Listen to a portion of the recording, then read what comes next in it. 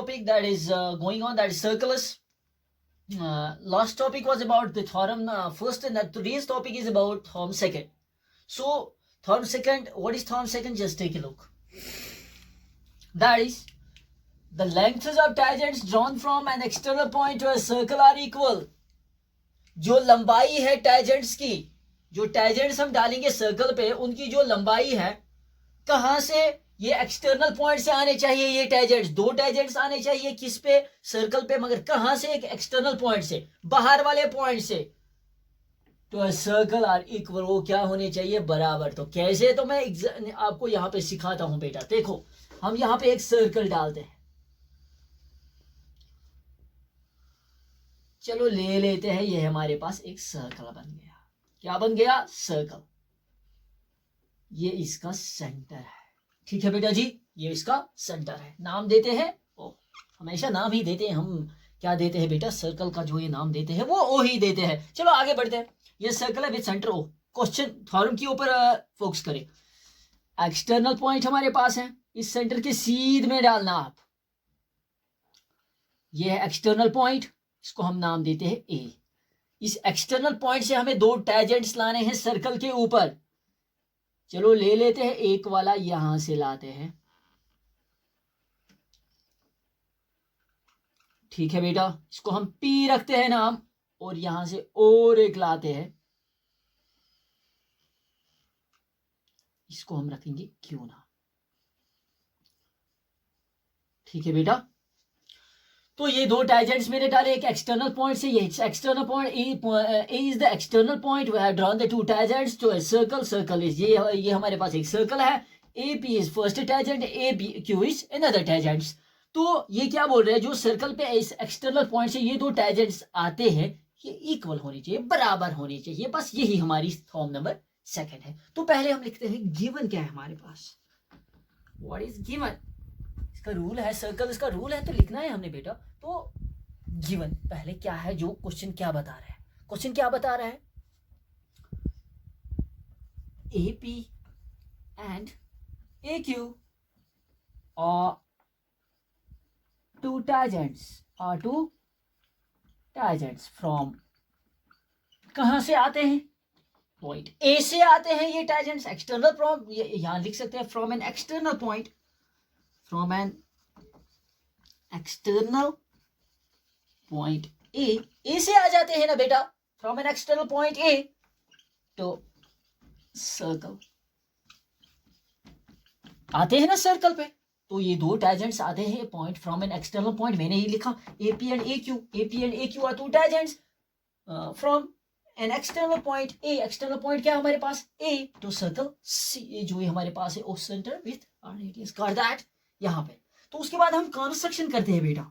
Step second में हम क्या करते हैं, कंस्ट्रक्शन करते हैं. ये गिवन है, अब कंस्ट्रक्शन दूसरे स्टेप में करते हैं. कंस्ट्रक्शन क्या करते हैं, हम ज्वाइन करेंगे, ओपी को ज्वाइन करते हैं, और ओक्यू को ज्वाइन करते हैं, और ओए को ज्वाइन करते हैं. ये हमने किया ज्वाइन, पहले ओपी को ज्वाइन किया, और ओक्यू को ज्वाइन किया, और ओए को ज्वाइन किया. ठीक है बेटा जी, यहां तक. तो हम लिख सकते हैं कंस्ट्रक्शन में ज्वाइन क्या किया मैंने, ओपी ज्वाइन किया, ओक्यू ज्वाइन किया, एंड ओए ज्वाइन किया. ओपी ज्वाइन किया, ओक्यू ज्वाइन किया, ओए ज्वाइन किया. ठीक है बेटा जी. तो हम आते हैं फिर किस पे, स्टेप नंबर 3 पे. वो क्या बोलते हैं, प्रूफ. जो हम इसको क्या सफाई अपनी देंगे, वो किस में हम देते हैं, प्रूफ में सफाई देते हैं. कैसे हम प्रूफ करेंगे, ये दो टैजेंट्स बराबर हमने लाने हैं ना, तो इसको हमने बराबर लाना है. तो ठीक है, आगे बढ़ते हैं. तो बेटा जब हमने इनको ज्वाइन किया, ओपी को ज्वाइन किया, ओ क्यू को ज्वाइन किया, ओ ए को ज्वाइन किया, ठीक है ना, इनको हमने ज्वाइन किया. तो हमने यहाँ पे क्या करना है, अब इन दो ज्वाइन करने से, ओ ए ओ पी ओ क्यू को ज्वाइन करने से हमें यहाँ पे दो ट्रायंगल्स मिली. कौन सी triangle milli, O P A मिल गई एक वाली ट्रायंगल, ओ क्यू ए ये मिल गई और एक ट्रायंगल. ठीक है ना बेटा जी, ओ पी ए एक ट्रायंगल मिल गई, ओ क्यू ए और एक ट्रायंगल मिल गई. ठीक है ना बेटा. तो हम यही दो ट्रायंगल्स प्रूफ में उठाते हैं. इन ट्रायंगल्स यहां लिखते हैं, इन ट्रायंगल कौन सी वाली, OPA, एंड दूसरी वाली ट्रायंगल कौन मिली, OQA. ये दो ट्राइंगल्स मिली, तो देखते हैं इन दोनों को उठाते हैं तो इसमें देखते हैं क्या क्या है। पहले हमें पता है OP is equal to OQ। क्यों? OP is equal to OQ क्यों है बेटा जी? रीजन साथ में देते हैं, क्योंकि पॉइंट O इज सेंटर, और जब ये P तक गई तो P तक हमने ज्वाइन किया तो ये रेडियस बन गई। सिमिलरली O था सेंटर, Q तक ज्वाइन किया, ये भी एक रेडियस बन गई। दोनों रेडियस सर्कल की हर एक रेडियस बराबर होती है ना, तो ये बराबर बन गई। तो ठीक है, हम लिख सकते हैं OP is equal to OQ। ये बन गई दोनों RADI रेडिया ऑफ सर्कल। ठीक है, तो यहां तक समझ में आया होगा आपने। तो दूसरा स्टेप क्या है? तो बेटा अगर यहाँ पे रेडियस डाली हमने, यहाँ पे भी रेडियस डाली हमने, तो जो जब हम रेडियस डालते हैं ये दोनों क्या बन जाते हैं? परपेंडिकुलर बन जाते हैं, और यहाँ पे जो दो एंगल्स होती है ये भी बराबर बन जाती है। तो हम लिख सकते हैं angle OPA is equal to angle OQA। ये जब ये दोनों रेडियस बराबर है, इन पे जो ये क्या बनेगी, दो ये एंगल्स है, ये भी बन गई ना बराबर, तो हम बता सकते हैं। और ये क्या बन जाती है, यहाँ पे 90 डिग्री भी बना सकती है, क्योंकि ये परपेंडिकुलर जाता है यहाँ से OP तक से ये परपेंडिकुलर बन जाएगा, और यहाँ पे भी ये परपेंडिकुलर बन जाएगा। तब हम लिख सकते हैं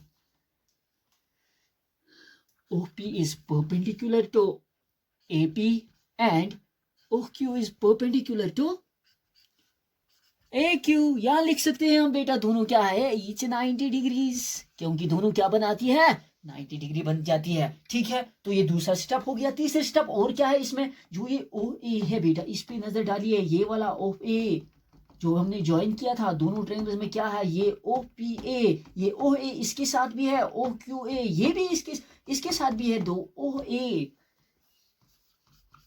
इज इक्वल टू OA, क्योंकि ये वाला साइड जो है ये कॉमन वाला साइड ये दोनों ट्रायंगल्स में है, तो हम लिख सकते हैं common.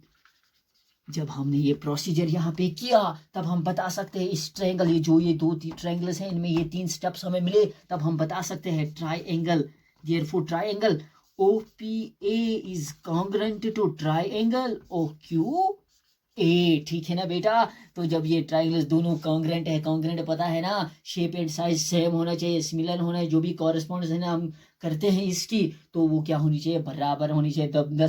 these two triangles are congruent by these three ways, these three steps। तब कौन से हिसाब से ये कॉन्ग्रेंट है, ये भी रीजन साथ देना है ना। तो रीजन क्या है, by right hypotenuse side congruence rule. क्या है बेटा, ये कॉन्ग्रेंस, कौन सा कॉन्ग्रेंस हमें मिला, right hypotenuse side, this is the right angle. ठीक है बेटा, ये हाइपोटेन्यूज है इसका बड़ा वाला side, and this is the side, this side is equal, this hypotenuse is equal, and this angle is equal, this is right angle also 90 degree. Similarly यहाँ पे राइट एंगल, ये इसकी क्या है, एक साइड है, ये हाइपोटेन्यूज है, हाइपोटेन्यूज बराबर, साइड बराबर, एंगल बराबर, राइट हाइपोटेन्यूज साइड ही मिलेगा ना। तो यहाँ पे जब ये दोनों राइट हाइपोटेन्यूज साइड के हिसाब से हम बता सकते हैं ये कॉन्ग्रेंट है। अगर उसके बाद और एक रीजन होता है, जब दो ट्रायंगल्स हमारे पास कॉन्ग्रेंट होती है, जो उनके दो कॉरेस्पॉन्डिंग साइड्स होते हैं वो भी बराबर होते हैं। These two triangles are congruent and their corresponding sides कौन कौन सा है, ये वाला साइड और ये वाला साइड, इन दोनों ट्रायंगल्स का कॉरेस्पॉन्डिंग साइड है ना। तो हम बता सकते हैं AP is equal to AQ।